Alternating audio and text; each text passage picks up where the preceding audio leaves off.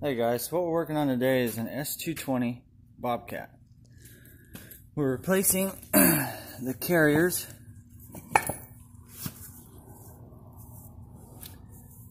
because the bearings are worn out. I'm not sure if you can see that race right there where it's broken. Right here. Okay, so basically what was happening was the shaft was wobbling, and there's a seal inside here, right in the middle. There's a bearing here and a bearing here, and then there's a seal here because the hydraulic motor goes on this side, and this is an open bearing, so it gets lubricated by the motor. When that seal goes, it fills up the chain case and blows out the top. And then it just uses a lot of hydraulic oil. So what we did was we ordered new carriers. I've got those in, and replaced one of the hydraulic motors. There's the old one here. So this just spins around and has little pistons with rollers. And as the pressure comes in here, let's see if I can show you with one hand.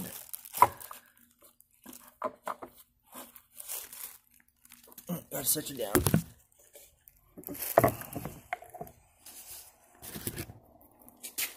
As the pressure comes in these holes, when it's rolling, it'll go through these and into these little pistons that have rollers. And it pushes the rollers out, which ride along inside here and go, oh, da, da, da, da, da, da, da, da, just like that. And that's what propels the machine forward. And then the shaft is on these splines here. But anyway, fills the chain case, go through a lot of hydraulic oil, constantly blowing out wheel seals. So you have to take these 3 bolts off and get a massive puller, pull the hub off, and put in new seals all the time. But these are the new chains from Bobcat. These are about $400 a piece for these chains, and they're proprietary. You can only get them through Bobcat. You can order the regular 120 chain, like this one. Okay, but it's too wide.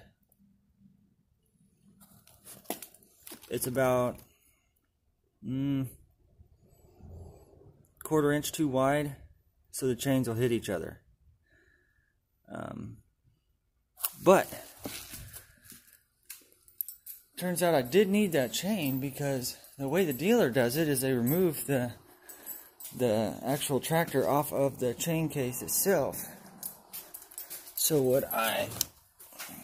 this is the links that they send you with the chain. Notice there's no cotter pin holes. These are press-on links. Okay, so this link would have to be basically crimped, pushed on there, and then crimped.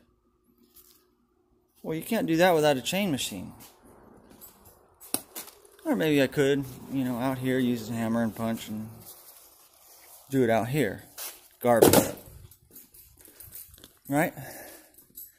But inside this dude,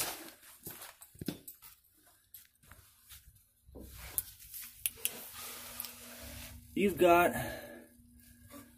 3/8 of an inch between this chain and the sidewall there. There's no possible way to get a link in there and crimp it.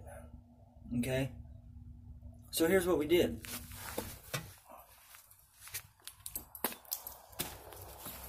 I removed the pins that come in these links for the regular 120 chain, because it's the same size pin. Okay, see how they have the holes? All I do is put this in the vise, punch the pins out. Had to cut them down just a little bit so they'd be a little bit shorter, so they'd fit that chain. And I welded them in to the link that the Bobcat sent me. Okay? So now we have our master link that you can use cotter pins. Otherwise, the only way to do it is to remove this thing off the chain case which is not, you know, a great big deal. You know, you got all these bolts here on the bottom, and then you got to unhook everything, and it's, you know, it's a few days work.